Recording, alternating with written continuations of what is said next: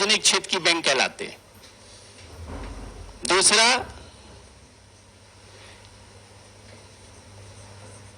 इसमें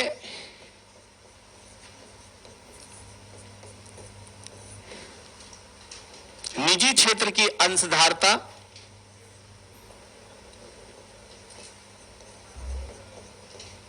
क्षेत्र की अंशधारता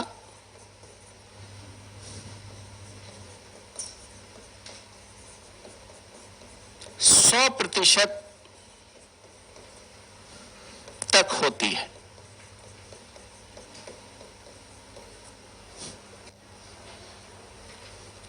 %51 से ज्यादा जिनका मुख्यालय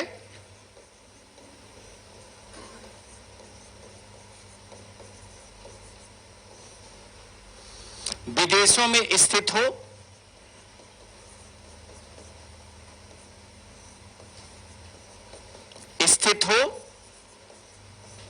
विदेशी बैंक कहलाते हैं।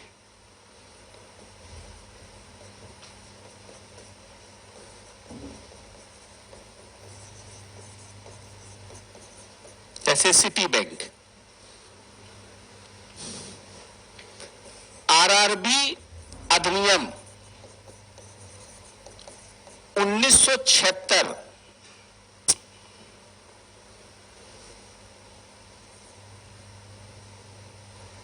आरआरबी अधिनियम 1976 के द्वारा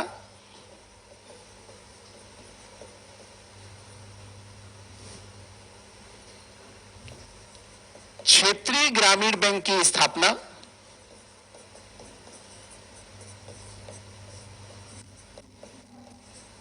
की स्थापना 26 सितंबर 1975 ईस्वी को हुई।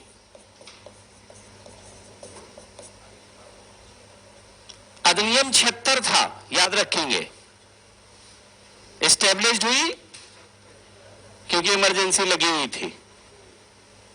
ठीक है, इमरजेंसी लगी हुई थी। ठीक है, ऑर्डिनेंस ला के ये पारित कर दिया गया था।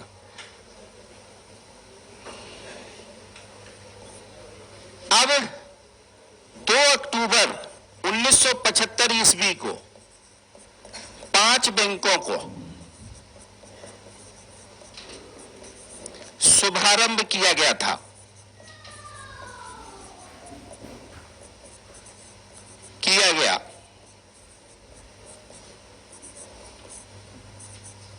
मुरादाबाद प्रथमा ग्रामीण बैंक,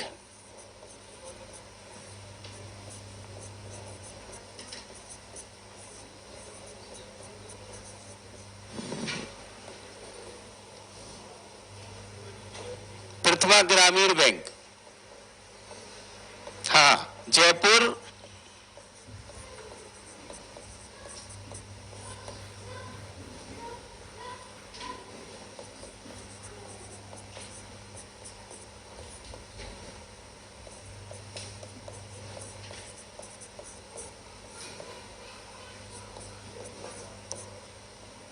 क्या कह रहे हैं?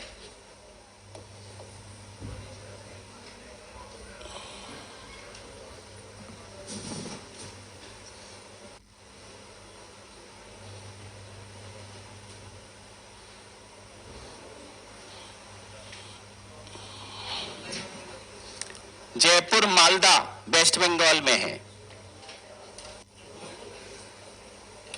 गोरखपुर भिवानी ये प्रथम बैंक थी। प्रथमा ग्रामीण बैंक सिंडिकेट बैंक के द्वारा एस्टेब्लिश की गई थी। ठीक है, कितनी एस्टेब्लिश हुई 2 अक्टूबर को? 5। ठीक है,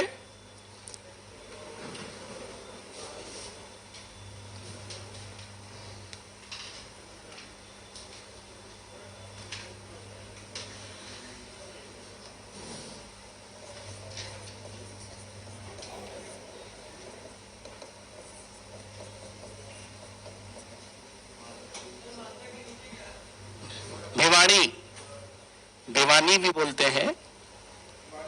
हाँ,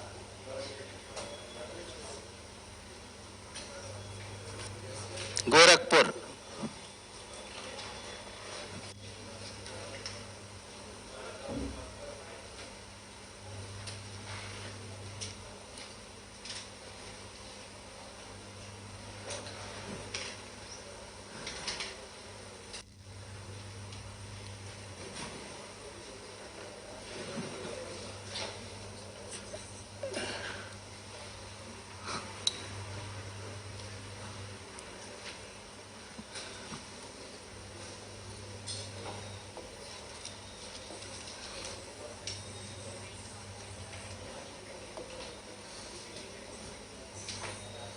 यही लिख लो छोटा सा, राष्ट्रीयकृत बैंक।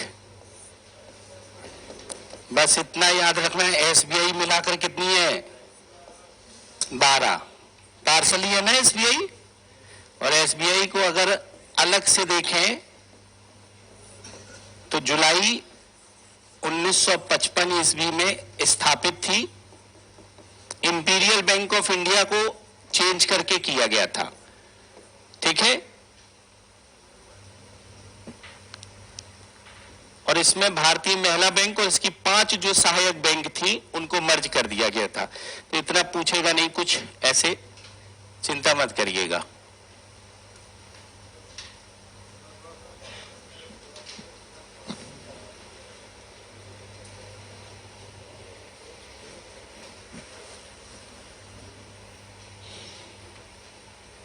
एसबीआई मिलाकर है, याद रखना। ठीक है।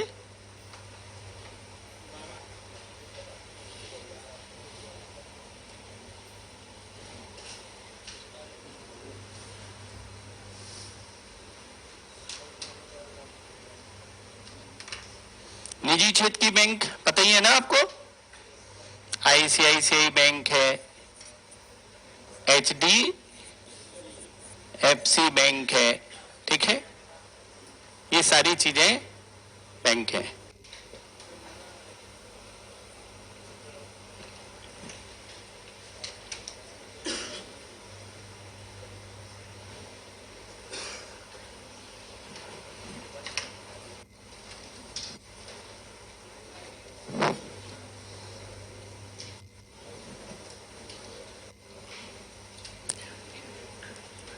ठीक है।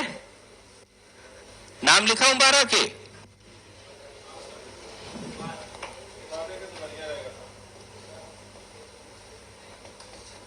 देख लो, बहुत इच्छा है तो।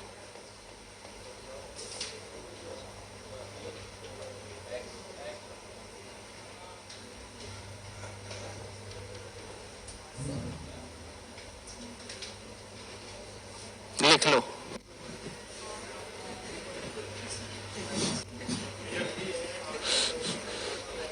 पंजाब नेशनल बैंक नई दिल्ली,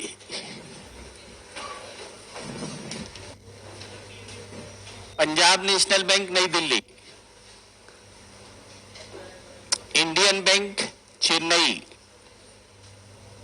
मुख्यालय चेन्नई।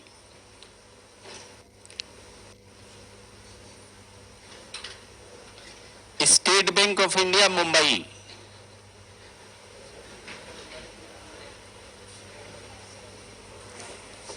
केनरा बैंक का बेंगलोर है।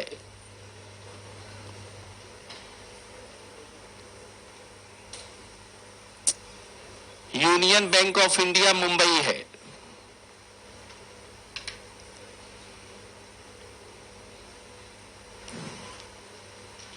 इंडियन ओवरसीज बैंक है Chennai.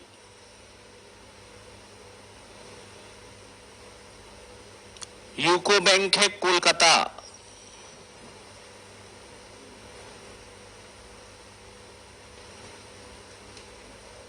Bank of Maharashtra Pune.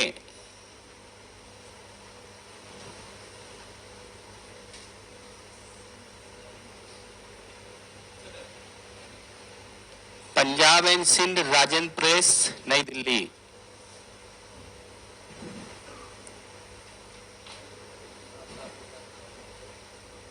Bank of India Mumbai,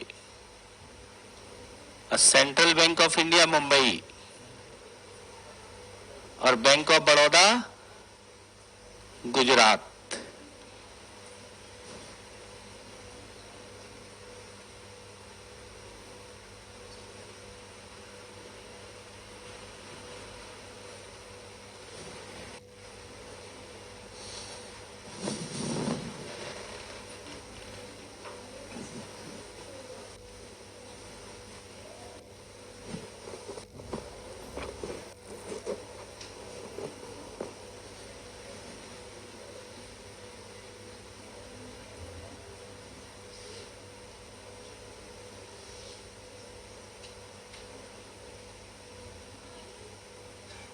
PCS लेके चल रहा हूं, ये मान के चलिएगा आप लोग।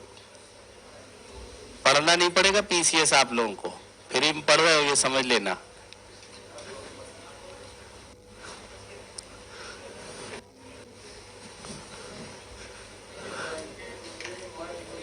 है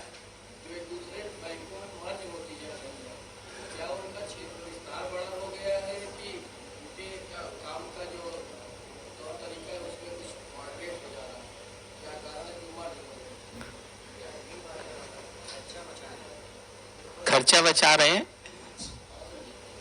खर्चा बचा रहे हैं। एक्चुअली में क्या है ना, हमने आपको वो बताया था मुद्रा गुणक है, कल ही बताए थे ना। तो जैसे एक्चुअली में होता क्या है कि टैगलाइन नहीं, ये बैंकिंग सेक्टर के लिए जो है, अगर आप बैंक की तैयारी कर रहे होते तो फिर टैगलाइन की आपको जरूरत पड़ती, क्योंकि टैगलाइन वहां जो है ना, वहां पूछते हैं बैंक में। टीसीएस में अरे अब देखिए किस्मत खराब होगी तो हो सकता है, बहुत सी चीजें तो ऐसी है कि किस्मत खराब ही होती है तभी पूछता है वो। अब ये जो है मैं 40 घंटे में खत्म कर रहा हूं, 45 घंटे में। वही यूपीएससी होता तो 150 घंटे से कम ना पढ़ाता, 150 घंटे कम से कम यूपीएससी में।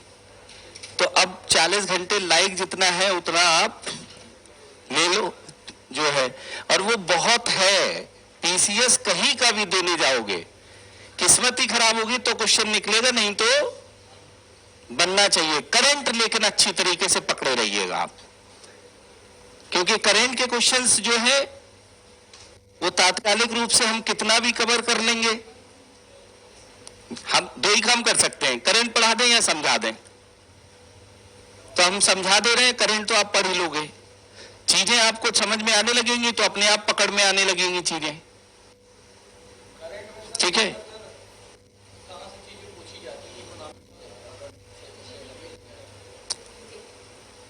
योजनाएं पूछता है, इंडेक्स पूछता है, और विदेशी व्यापार, फॉरेन ट्रेड। अगर तीन चीजों को मजबूत करे रहोगे, ठीक है, तो आपका करंट के क्वेश्चंस वहां पर बनेंगे। तीन चीजें बिल्कुल अच्छी तरीके से वहां पकड़ में आए। चलिए,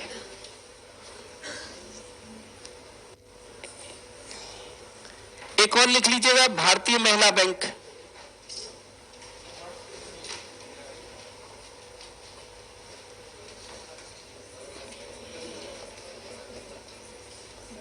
मर्ज हो गई है किसमें? एसबीआई में मर्ज हो गई है, ठीक है। बस ये लिख लीजिएगा, स्थापना हुई थी 19 नवंबर 2013। मुख्यालय इसका था नई दिल्ली, हेड ऑफिस इसका था नई दिल्ली। प्रथम शाखा खुली थी इसकी मुंबई में, क्योंकि दिल्ली में चुनाव थे।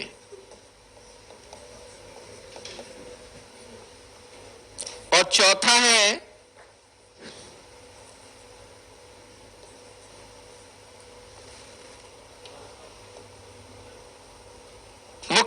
कार्यकारी अधिकारी,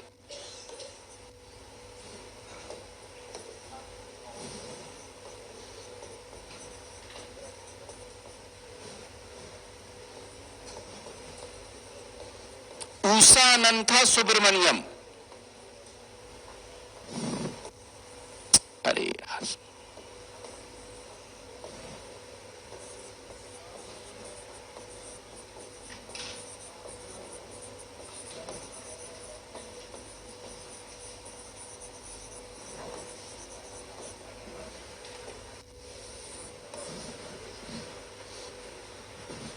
उषा अनंथा सुब्रमण्यम।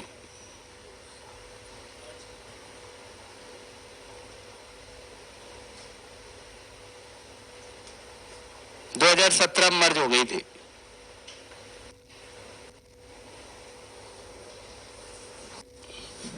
सीईओ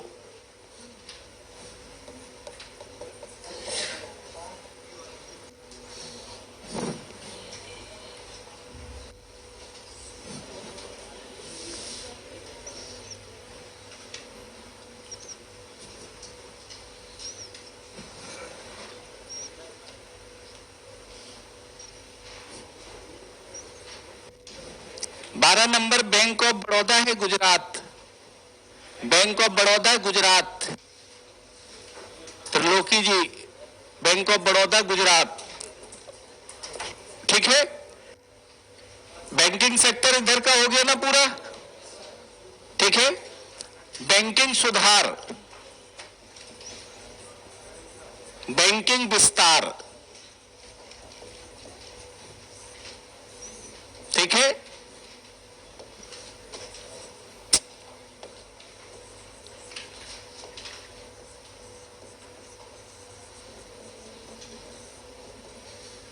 बैंकिंग सुधार के लिए कमेटी आई थी, नरसिम्हन कमेटी।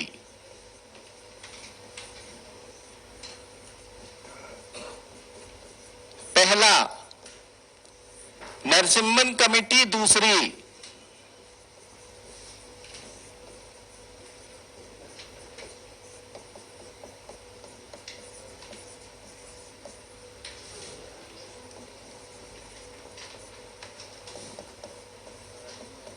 बैंकों को अपनी ब्याज दर स्वयं निर्धारित करने का अधिकार दिया जाए।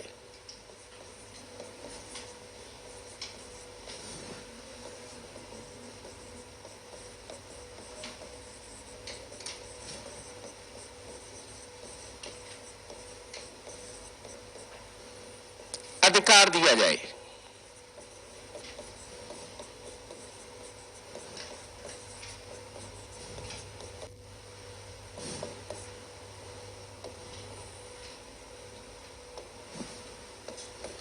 सीआरआर, एसएलआर,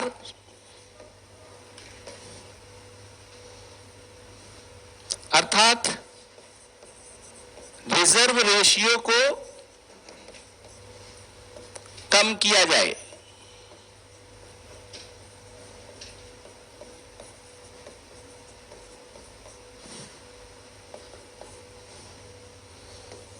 बैंकों का विस्तार किया जाए।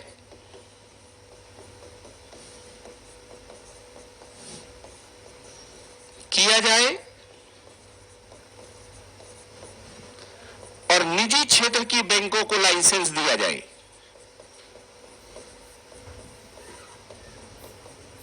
बैंकों को लाइसेंस दिया जाए, दिया जाए।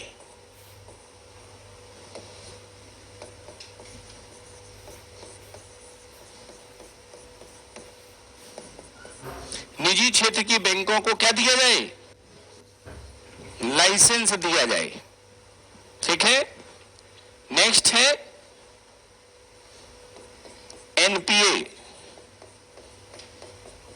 गैर निष्पादन परिसंपत्ति के संदर्भ में व्यापक रणनीति बनाई जाए।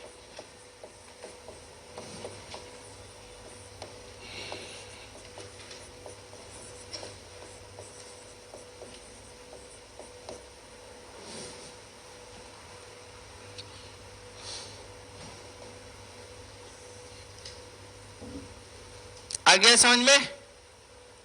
नरसिम्हन कमेटी ये रिकमेंडेशन कर रही है, अब एक एक पर काम करेंगे हम लोग, ठीक है? एक एक पर काम करेंगे। जो नरसिम्हन कमेटी की रिकमेंडेशन पहले की थी, जिस पर बेस्ड होकर हम लोग सुधार करते चलेंगे और चीजें समाधान ढूंढते चलेंगे। बैंक तो समझ में आ गई ना, अनुसूचित बैंक क्या है, वाणिज्यिक बैंक क्या है, किस तरह से बैंक काम कर रही है, ठीक है? किस तरह से बैंक काम कर रही है।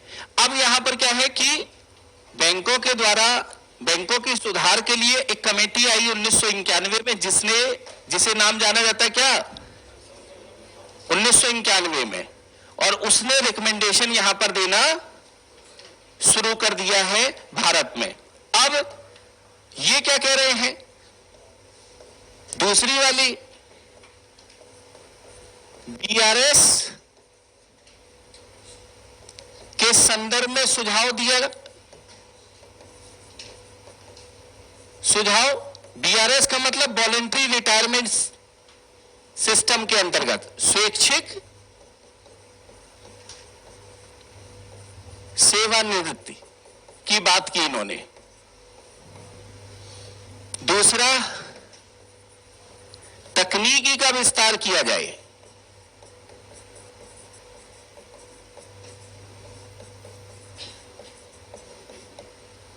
ठीक है? तकनीकी का विस्तार किया जाए। तीसरा, एनपीए के संदर्भ में व्यापक और कड़े कानून बनाए जाएं।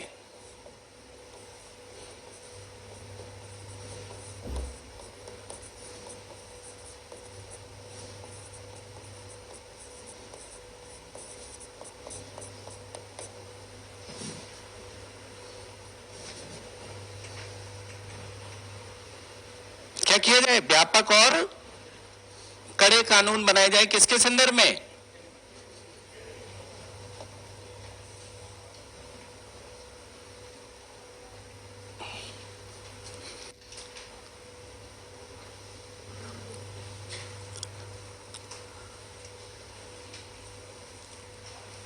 हो गया? अब पहले पे काम करेंगे, बैंकों को अपनी ब्याज दर स्वयं निर्धारण करने का अधिकार दिया जाए, ठीक है? ये रिकमेंडेशन सरकार के द्वारा मान ली गई। करूं आगे? क्या है पहली सिफारिश है, क्या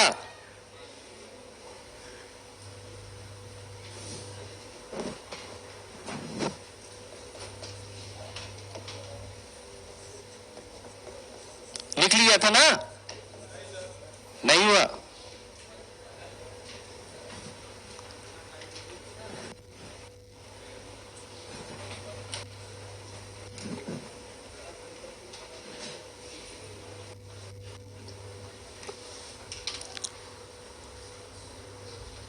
इसी पर पूरे बैंकिंग विस्तार हो जाएगा लास्ट तक। जब टेक्नोलॉजी में घुसेंगे, एनईएफटी क्या है, ये क्या है, यूपीआई क्या है, सारी चीजें खत्म, ठीक है? एक एक करके नरसिम्हन कमेटी के बाद कौन सी कमेटी आई, फिर उसने क्या किया, किस तरह से किया, वो चीजें आपकी विस्तारित होती जाएंगी, ठीक है? एक एक करके।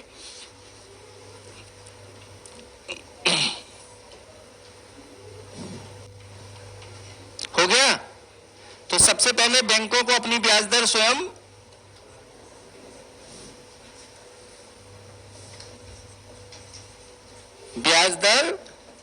स्वयं निर्धारण करने का अधिकार।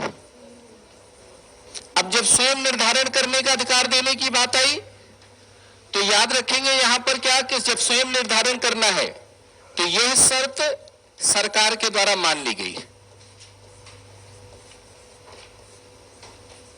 के द्वारा मानी गई,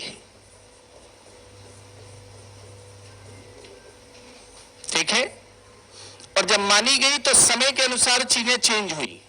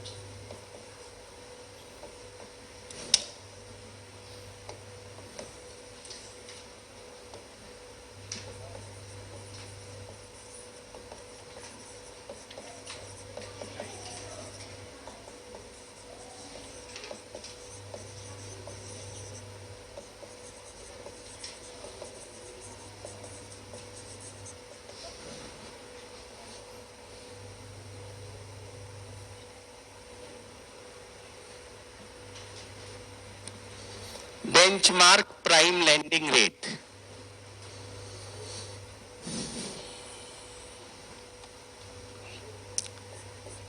सबसे पहले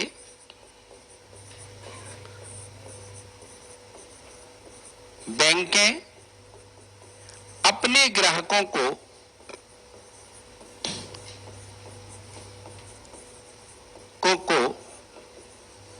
इसी आधार पर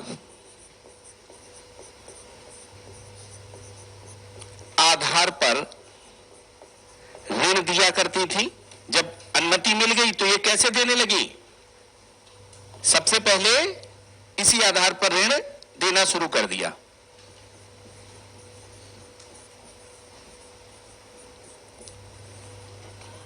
ठीक है, इसमें ब्याज दर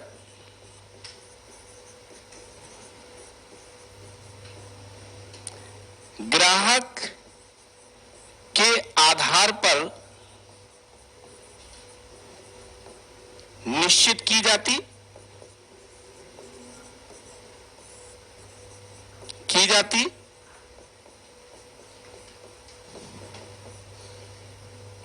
अर्थात विश्वसनीय ग्राहक को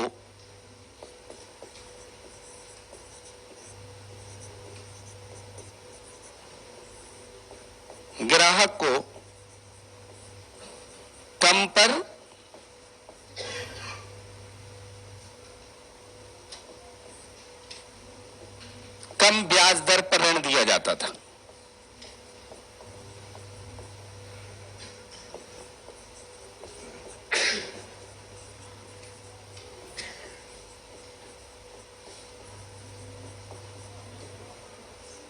ठीक है,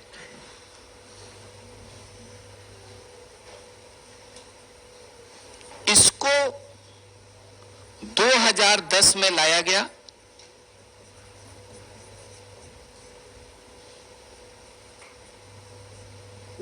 इसको कब लाया गया? 2010 में लाया गया। इसमें किसी भी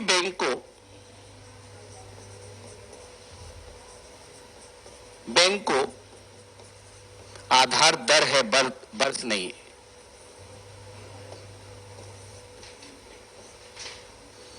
किसी भी बैंक को आधार दर से कम,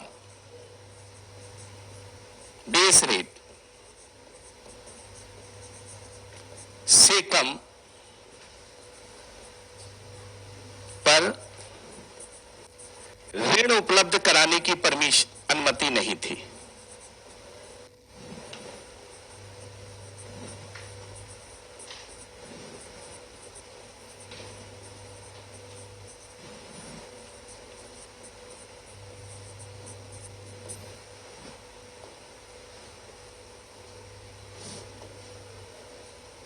आधार दर का निर्धारण होता था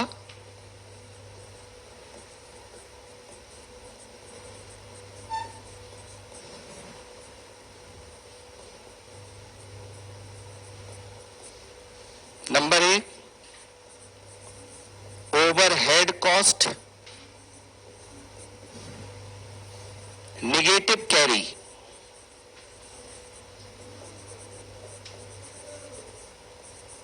सीआरआर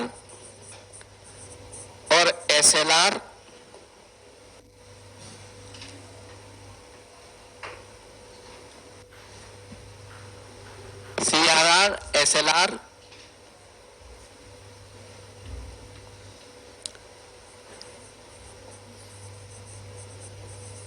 रिटर्न ऑफ फंड। ठीक है, और प्रॉफिट।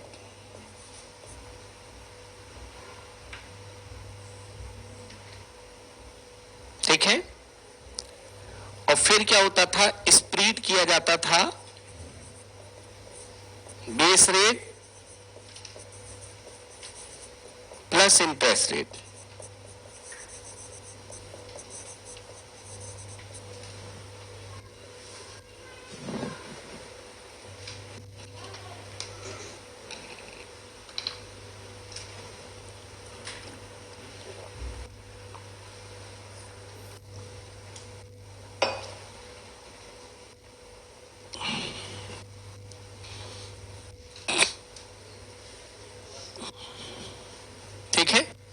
तीसरा,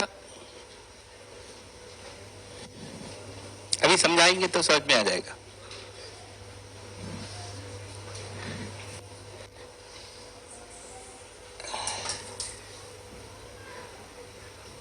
मैं इसको समझा के छोड़ देंगे क्लास, ये बड़े बोर्ड में लगाए तब करेंगे कुछ। हाँ है, रिजाइन दे, चिल्लाओगे नहीं तो परसों चला जाऊंगा। चिल्लाइए नहीं, पक्का चला जाऊंगा 100%।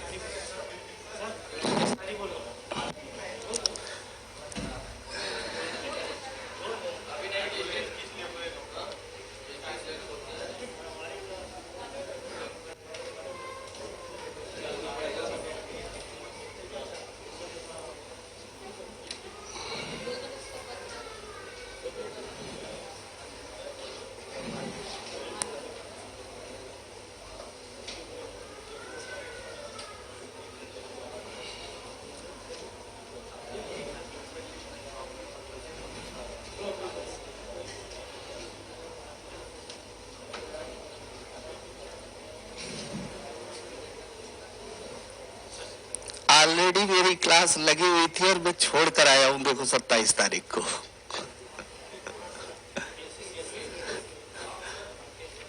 27 नवंबर को लगी हुई थी, देखो ऐड चल रहा है ना, और इनके मैसेज दिखाता हूं।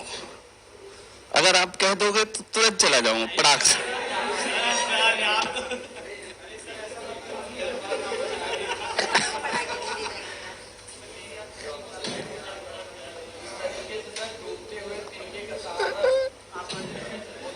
देखो गुरुजी बीज मझधार में ही छोड़कर चले गए। ठीक है गुरुजी, आज हमारा संस्थान छोटा है, ऐसा इसलिए हुआ, समय का खेल है गुरुजी। गुरुजी इंतजार रहेगा, बहुत आहत हो गया हूं गुरुजी। तो ऐसा नहीं है, हम तो एडवांस बुकिंग लेके चलते हैं। जून तक बिल्कुल फिक्स है, हिल नहीं सकते जून तक। उसके बाद फिर आ जाएगा, जो है फिर आ जाएगा। यहां तो कुछ बवंडर मचा, उस बवंडर को भरने के लिए जरूरत थी, बोला आ जाओ सर, गड़बड़ हो गया है कुछ। मैंने कहा ठीक है, और वो बवंडर आप लोग जानते ही होंगे।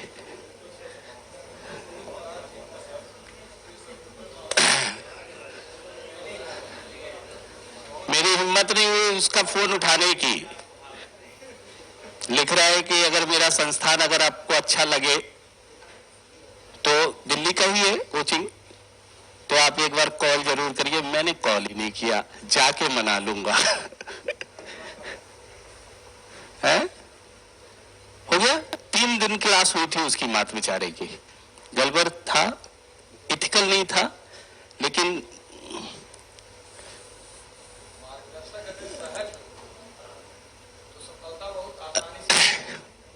तो सहज है कौन?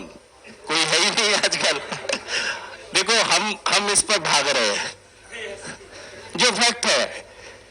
कोई मानवता नहीं है अगर आप सोचते हो।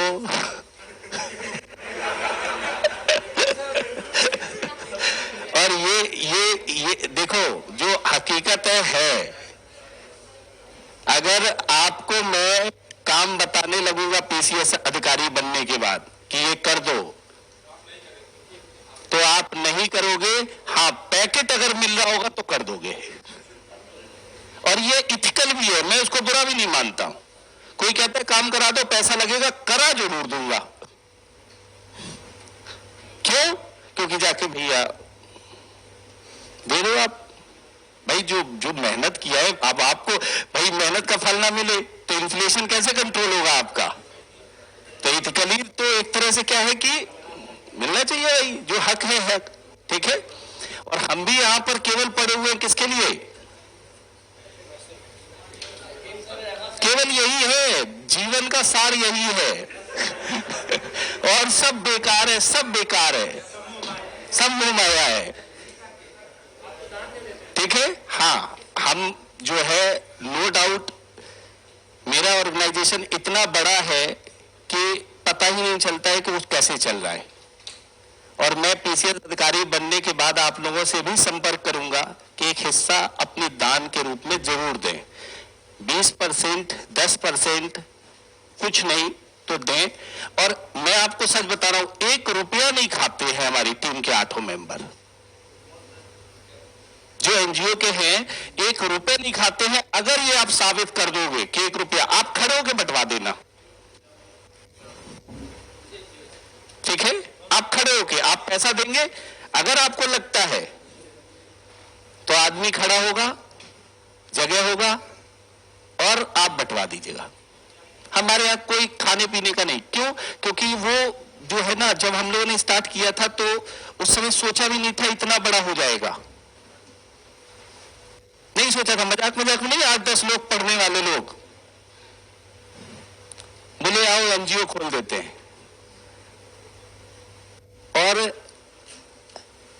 एफसीआरए भी है, फॉरेन फंडिंग, 26 ब्रांच है, अफ्रीका में भी है, ऑस्ट्रेलिया में भी है।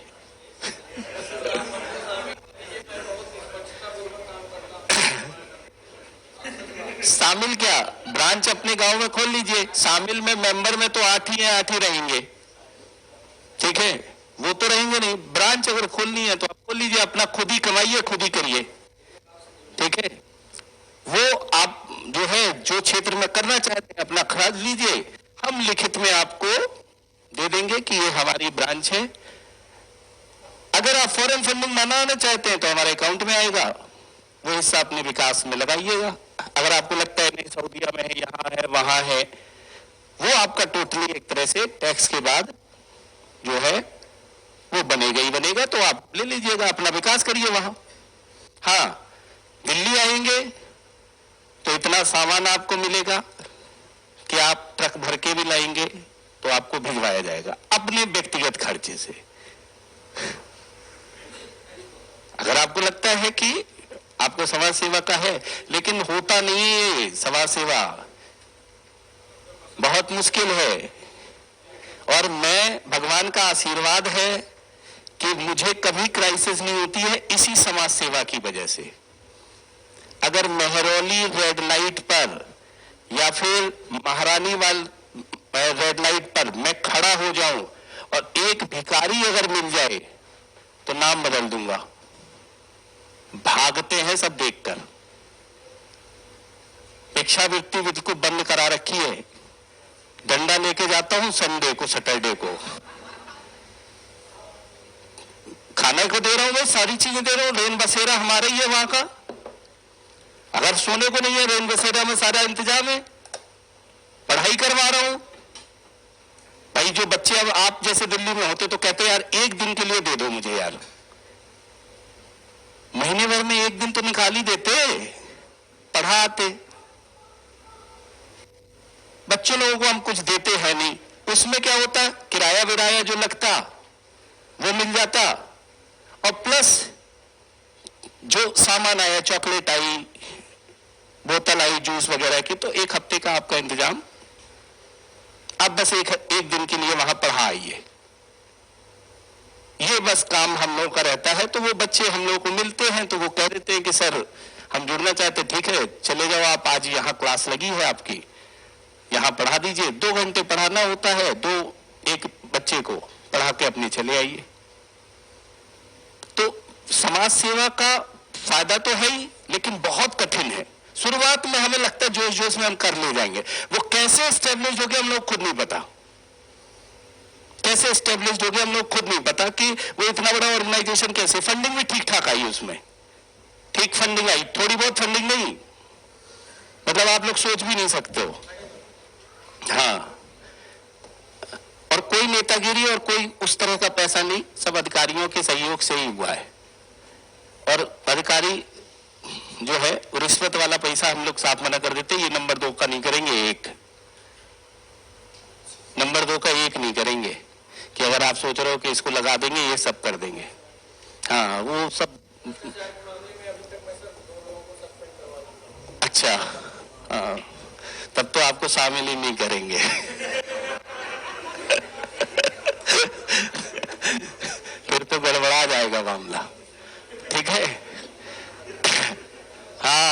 तो समझ में आया। योगेश कह रहा है माया तो यही है, ठीक है, मोह माया है, मतलब मेरा मोह किस पर है? बहुत देर में समझ में आया है, सब मोह माया है।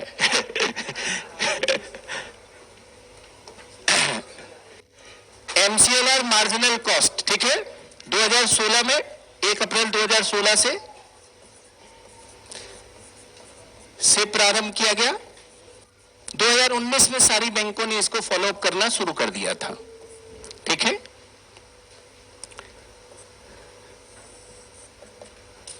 इसमें फिक्स्ड और मार्जिनल कॉस्ट, ठीक है, overhead cost, CRR SLR cost, ठीक है,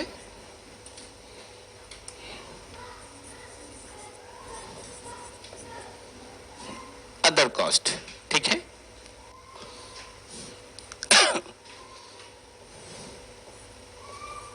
रेपो रेट, डिपॉजिट इंटरेस्ट और डिपॉजिट इंटरेस्ट के बाद है रिटर्न ऑफ नेट वर्थ।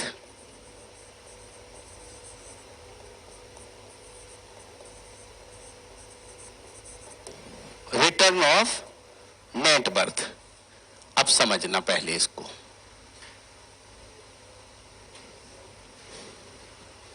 ठीक है, बैंकों को स्वयं अपना ब्याज दर निर्धारण करने की बात किसने कही? नरसिम्हन कमेटी ने, ठीक है।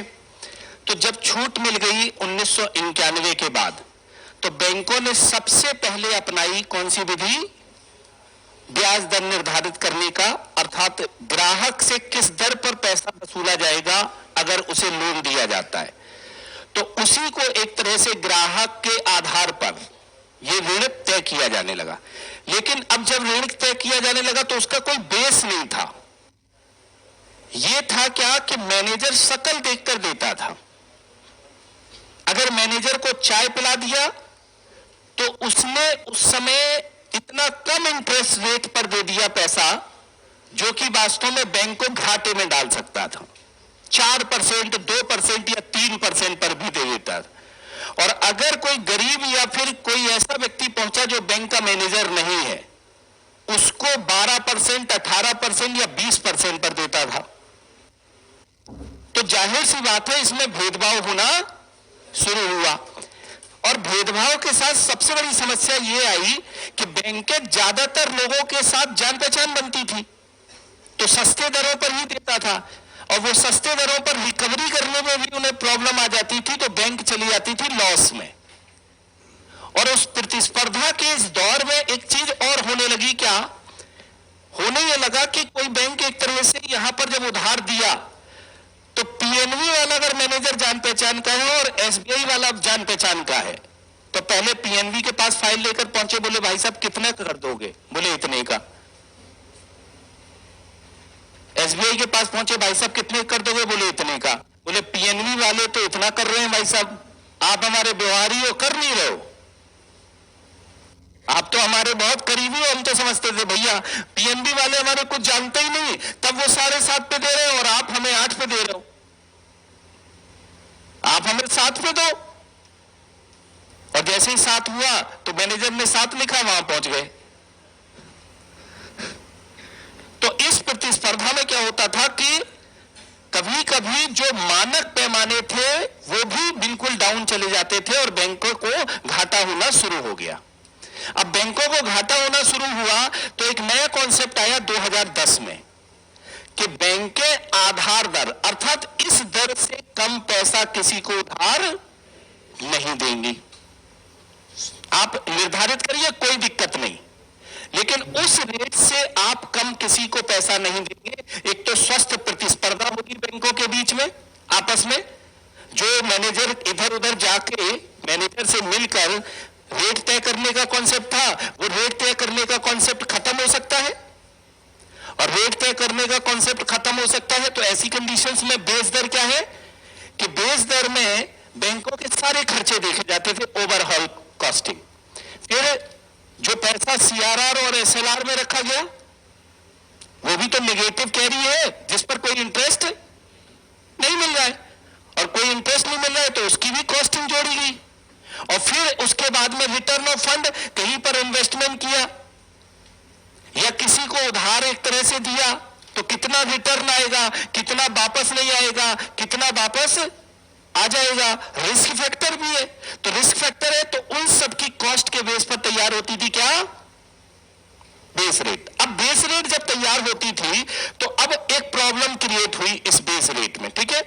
क्या करने लगे, जैसे आरबीआई ने कह दिया कि बेस रेट चलेगी 8% और इंटरेस्ट रेट चलेगा कितना, 0.25%। ये बैंक ने डिसाइड किया।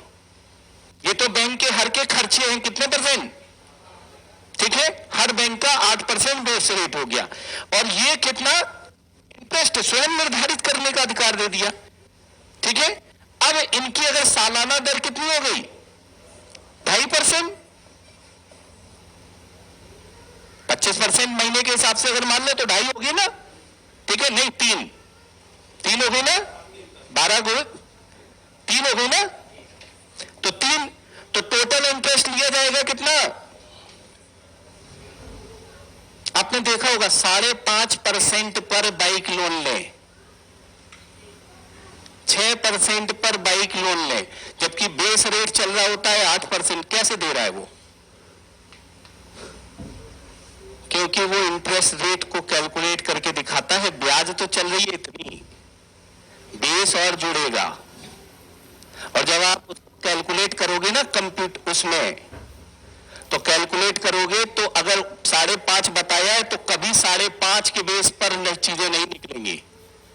वो क्या करता है, आपसे जबरदस्ती कहता है कि भाई साहब फाइल चार्ज लग रहा है, इसमें ये चार्ज लग रहा है, वो चार्ज लग रहा है, और इस तरह से वो बेस रेट को सेट करता है आपके साथ बैठ के, और बेस रेट को सेट करता है, जिसके कारण से वो बाइक का जो लोन 5.5 या 6% या 8% दिखा रहे हैं ना, वो 15 से 16% के हिसाब से मिलता है। कैलकुलेट कर लेना अब, क्यों, क्योंकि उसमें जुड़ा है कौन, जो बेस रेट चल रहा है वो भी इसमें जुड़ा है, लेकिन वो आपको बताते नहीं है, वो केवल आपको दिखाते हैं क्या, इंटरेस्ट रेट।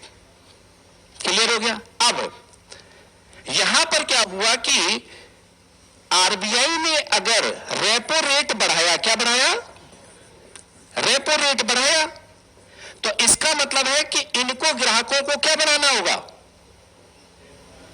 इनको ग्राहकों को इंटरेस्ट रेट बढ़ाना होगा। अगर रेपो बढ़ाया, ठीक है, इंटरेस्ट रेट बढ़ाना होगा। अगर रेपो इन्होंने बढ़ाई है, मान लेते हैं कितना, 25% या 25 पॉइंट, या मान लेते हैं कितना 0.25% बढ़ाई, तो ब्याज दर इनकी कितनी बढ़नी चाहिए, बेस तो उतना है ही, ब्याज दर कितनी बढ़नी चाहिए, 0.25। इसका मतलब अब ये वसूलेंगे कितना, करीब करीब है कितना, 14 हो गया, ठीक है, 14% इनका इंटरेस्ट रेट होना चाहिए। लेकिन ये क्या करें, इन्होंने तो 25 बढ़ाई, ग्राहकों का बढ़ाए मात्र 5 ही।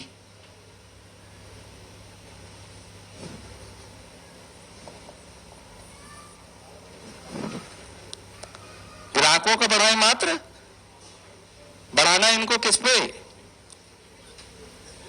25 पे बढ़ाना है ना, इन्होंने बढ़ाया कितना, केवल जो है 25 की जगह 0 पॉइंट ये बढ़ाया, लो 25 नहीं बढ़ाया इन्होंने, बोले हमको तो इतने से ही मिल जाएगा तो भी हम फायदे में। फिर से समझना, मैंने क्या कहा, मैंने कहा क्या कि पहले क्या चल रहा है, सिस्टम ये चल रहा है क्या कि बैंकों से कहा गया, आरबीआई ने डिसाइड कर दिया क्या बेस रेट, इससे कम कोई बैंक, ठीक है। अब बैंक अपना इंटरेस्ट तय करेगी, ये तो इनके खर्चे हो गए, अब कितना लाभ कमाना चाहते हो, ठीक है, कितना लाभ कमाना चाहते हो। अब कितना लाभ कमाना चाहते हैं, तो उनसे कहा, इन्होंने कहा कि मैं एक तरह से हर महीने इतना लाभ कमाना चाहता हूं, अर्थात पूरे साल में मुझे 3% का ब्याज मिल जाए तो मेरी गाड़ी चल जाएगी, अर्थात मैं ग्राहकों से वसूलूंगा कितना, ठीक है।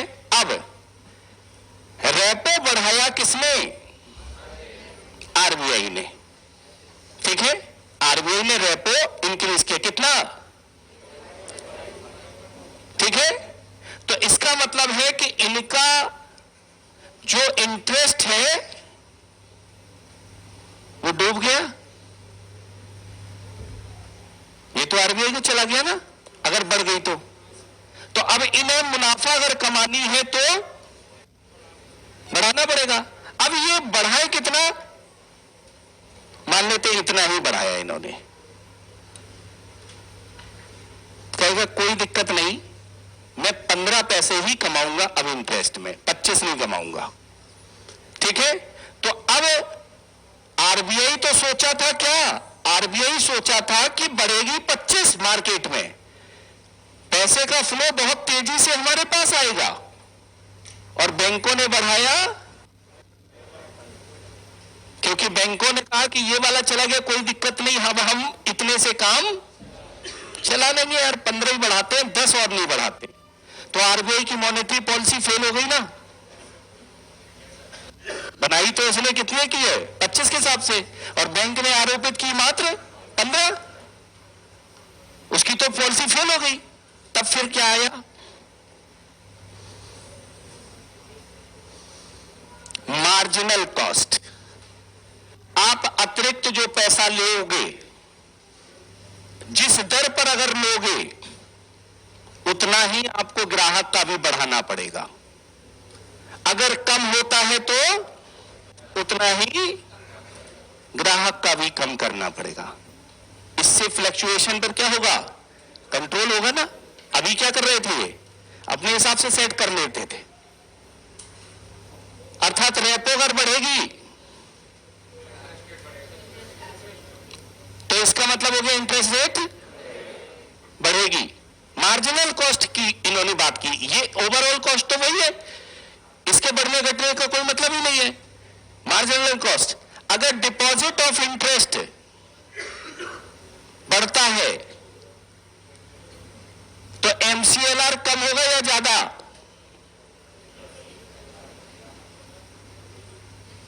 अगर लोग ज्यादा डिपॉजिट यहां कर रहे हैं, ज्यादा डिपॉजिट कर रहे हैं, और उस पर अगर ज्यादा इंटरेस्ट रेट अगर कोई देने लगता है बैंक, तो क्या होगा, तो एमसीएलआर कम होगा, ठीक है। वहीं पर रिटर्न ऑफ नेट वर्थ भी सेम, रेपो भी सेम, अगर रेपो बढ़ेगा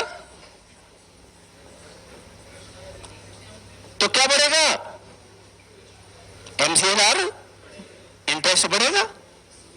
क्लियर हुआ, अर्थात मार्जिनल कॉस्ट के बेस पर अब क्या होगा, तय किया जाएगा क्या, इंटरेस्ट रेट।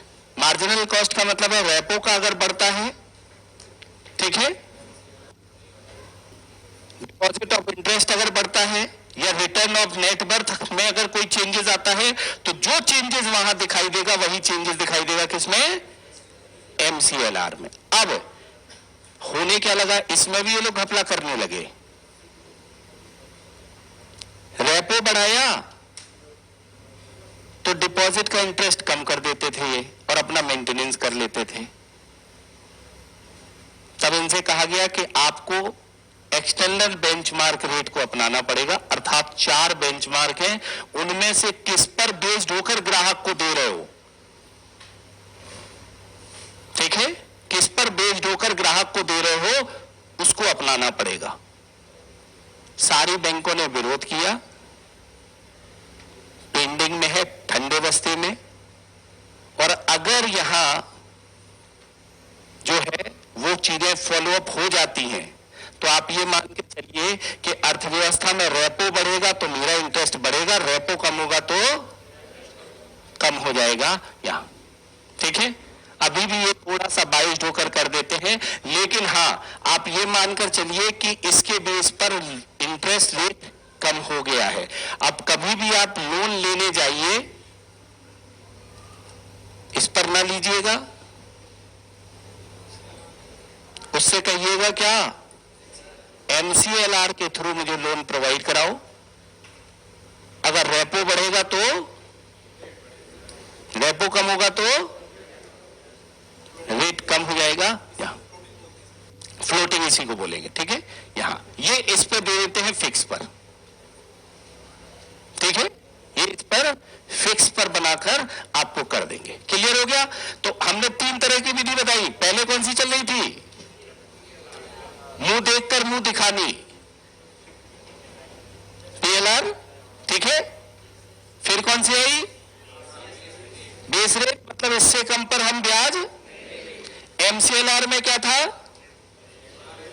मार्जिनल कॉस्ट देखी जाती है, जो अतिरिक्त पूंजी लाए हैं उस पर क्या आप इंटरेस्ट दे रहे हो, ग्राहक को कितना ब्याज दे रहे हो, डिपॉजिट है ना, और ग्राहक को कितना ब्याज दे रहे हो जो अतिरिक्त पूंजी लाए हो उस पर, या आपके रिटर्न नेटवर्थ से आपको कितना पैसा मिल गया है और कितना पैसा आपको मिल गया है, उसके बेस पर डिसाइड होगा क्या, रेट ऑफ इंटरेस्ट। अगर इनमें कोई भी अगर चीजें चेंजेस होंगी तो इंटरेस्ट रेट उसी तरह से चेंजेस होते हुए दिखाई देगा। Marginal cost of funding based lending rate के नाम से इसको जानते हैं। ठीक है, यहां तो बस आपको ये याद रखना, ज्यादा कुछ याद रखने की जरूरत नहीं है। 3 कॉस्ट मार्जिनल कॉस्ट में शामिल है और भूल जाओ सब। रेपो रेट प्राइमरी सेक्टर में शामिल है, प्रायोरिटी सेक्टर में कृषि, याद रहेंगे तीनों जो मेन आपके क्वेश्चंस हैं ROARO के।